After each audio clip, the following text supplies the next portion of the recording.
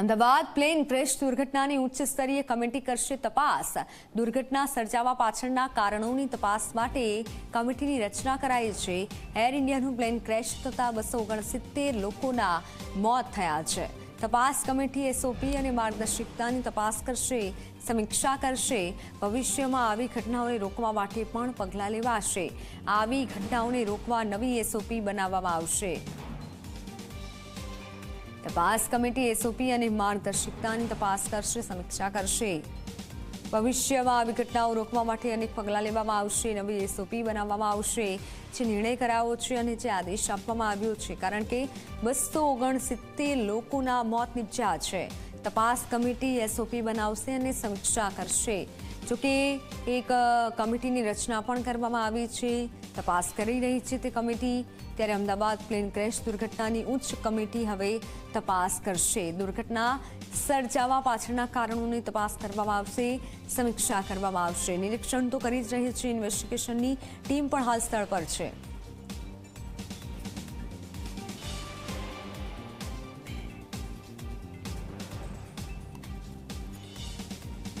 તમારી સાથે સંવાદદાતા ચેતન જોડાઈ ચૂક્યા છે। ચેતન, ઉડ્ડયન મંત્રીની આજે મહત્વની બેઠક થવાની છે અને ઘણી બધી ચર્ચા પણ એ બેઠકમાં થઈ શકે છે અને આ તરફ કમિટીની રચના થઈ ચૂકી છે। ત્યારે હાલ જે મોટો સવાલ છે કે કારણ શું થયું હતું અને અનેક બેઠકો પણ થઈ રહી છે, એટલે આ બેઠક બાદ મોટા નિર્ણય લેવાઈ શકે છે।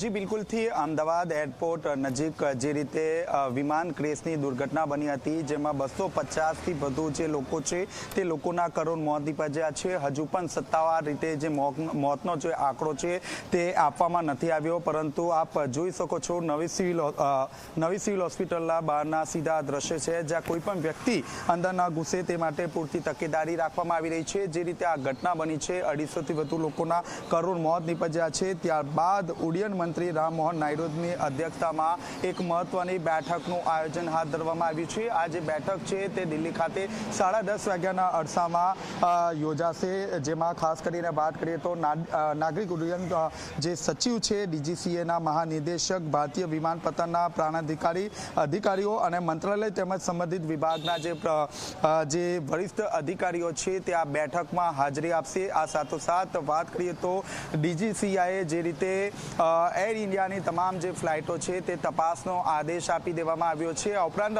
જે દુર્ઘટના બની છે, દુર્ઘટનાને લઈને વિવિધ જે એસઓપીઓ છે તે એસઓપી બનાવવા માટે પણ એક મહત્વનો નિર્ણય કરવામાં આવશે, કારણ કે જે રીતે આ ઘટના બની છે સમગ્ર દેશ સહિત વિશ્વમાં તેના પડઘા પડ્યા છે અને ફરી આ રીતે ઘટના ન બને તે માટે ખૂબ જ ધ્યાનપૂર્વક જે એસઓપી છે તે એસઓપીની રચના કરવામાં આવશે। ખાસ કરીને એક સમિતિની રચના પણ કરવામાં આવી છે, જેમાં એસઓપીને લગતા તમામ જે વિષયો છે તે આવરી લેવામાં આવ્યા છે। સમિતિને હાલની માનક સંચાલક પ્રક્રિયાઓ અને આવી ઘટનાઓને રોકવા તેમજ સંભાળવા માટે જારી કરાયેલા માર્ગદર્શિકા સમીક્ષા કરવામાં આવશે, તેમજ ભવિષ્યમાં આવી ઘટનાઓ ન બને તે માટે પણ પૂરતી તકેદારી રાખવામાં આવશે। સમિતિ અન્ય સંબંધિત સંસ્થાઓ દ્વારા કરવામાં આવતી તપાસનો વિકલ્પ નહીં હોય, પરંતુ ભવિષ્યમાં આવી ઘટના ન બને તે માટે જે એસઓપી છે તે એસઓપી બનાવવામાં આવશે અને આ જે એસઓપી છે તે સમગ્ર દેશમાં લાગુ કરવામાં આવશે। આપ જોઈ શકો છો હાલમાં પણ નવી સિવિલ પોસ્ટમોર્ટમ જે રૂમ છે તેનો જે મુખ્ય ગેટ છે તે બંધ કરી દેવામાં આવ્યો છે।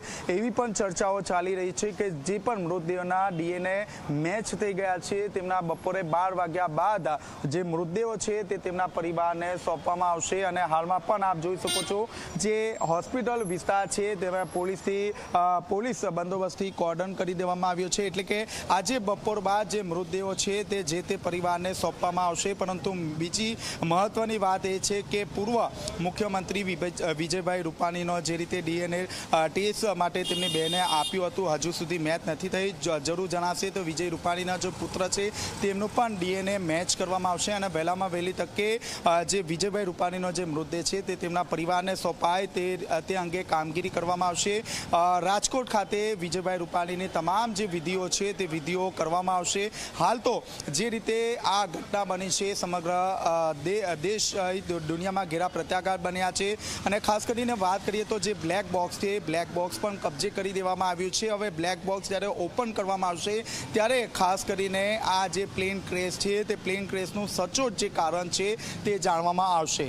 જી બિલકુલ ચેતન, આભાર માહિતી બદલ. તો ખાસ કરી તપાસ કરવામાં આવશે.